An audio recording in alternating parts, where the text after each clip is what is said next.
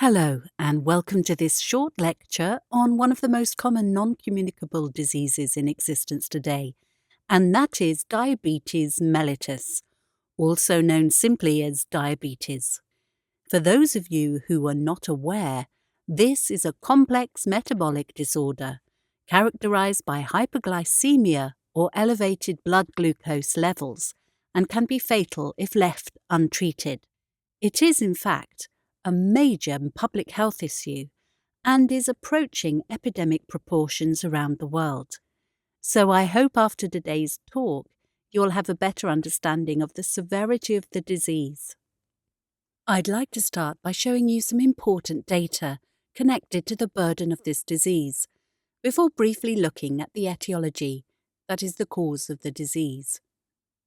Once we've looked at this, it's my intention to look more in-depth firstly at type 1 diabetes, T1D, and then secondly at type 2 diabetes, T2D. In both sections, I'll be discussing the pathophysiology, that is how the body changes as a result of the disease, along with the symptomology, before turning my attention to the treatment of this disorder. I'll then finish off with a short summary.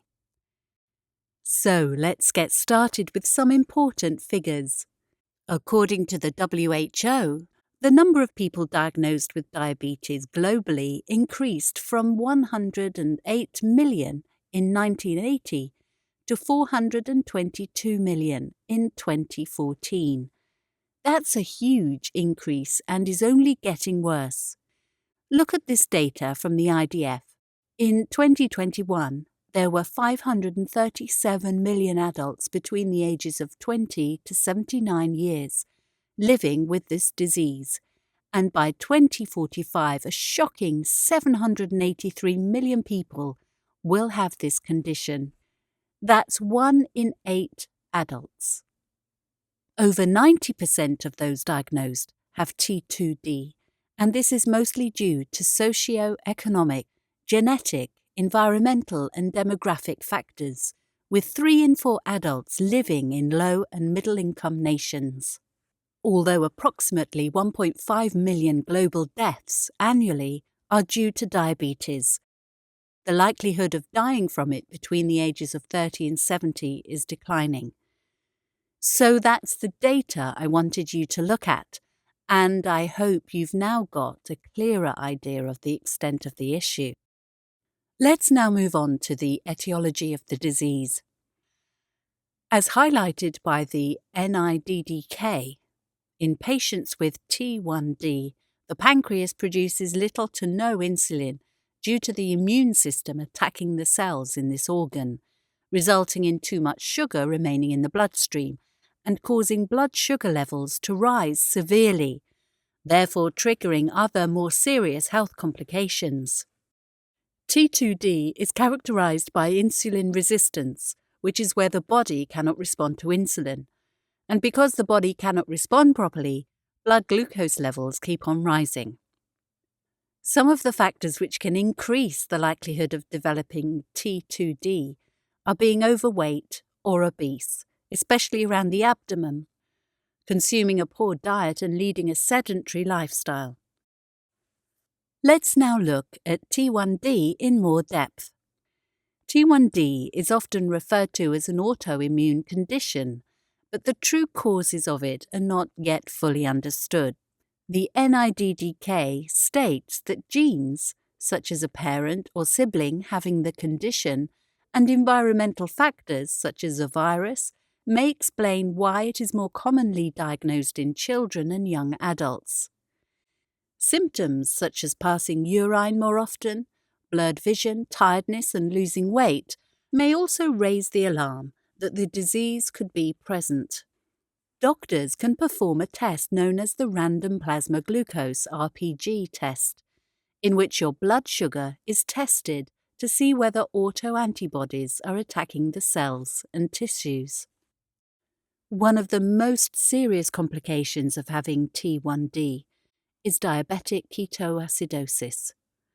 As someone with T1D is unable to produce enough insulin to allow the blood glucose to fuel the cells and tissues, The liver will instead break down fat to be used as energy, which produces ketones, an acid of which, if there are too many, can be life-threatening, according to the CDC.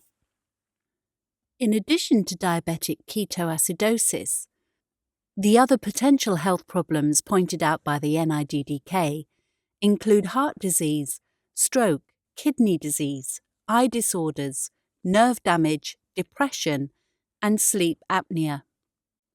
So how is T1D managed?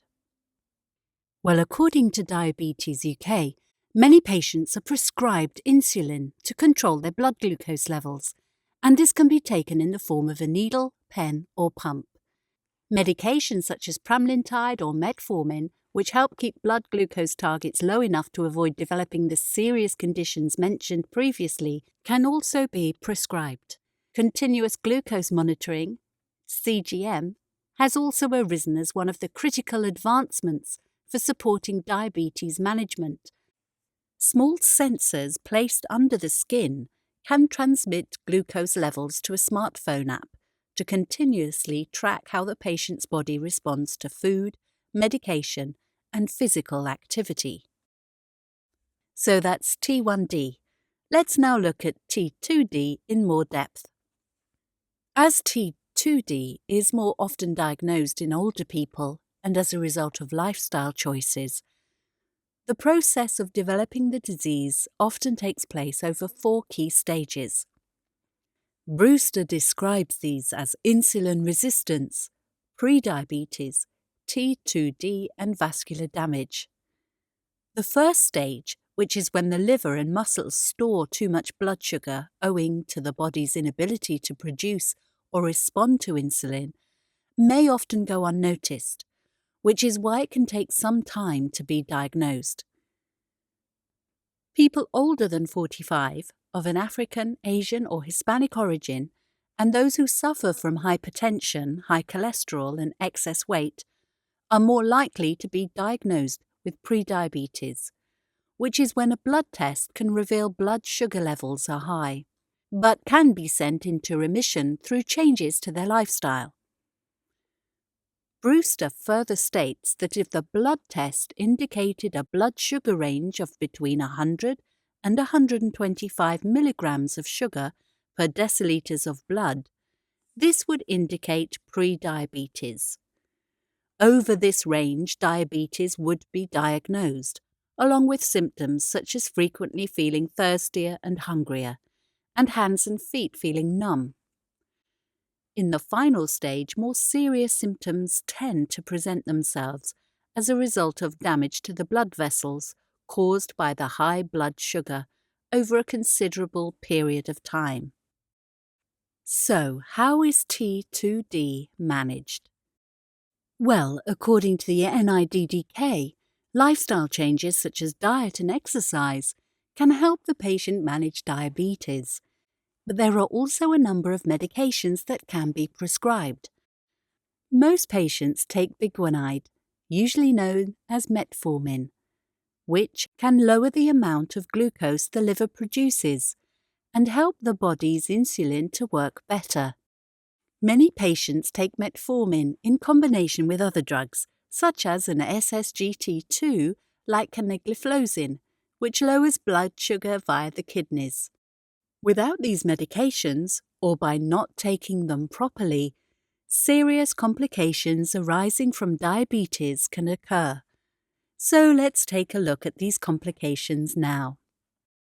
One of the first conditions to be aware of is hyperosmolar hypoglycemic syndrome.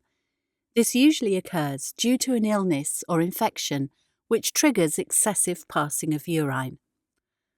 For someone with diabetes, this can result in serious dehydration and ultimately a diabetic coma, according to diabetes.co.uk. Another complication is hyperglycemia. As illustrated by the Mayo Clinic, this happens when a patient misses a dose or stops taking one of the medications, leaving them with lasting damage to vital organs. These include diabetic neuropathy, which is when the capillaries that nourish the nerves are damaged, diabetic nephropathy, which occurs when the blood vessels in the kidneys are unable to filter waste from the blood properly, and diabetic retinopathy, where the blood vessels in the eye are damaged, potentially resulting in blindness.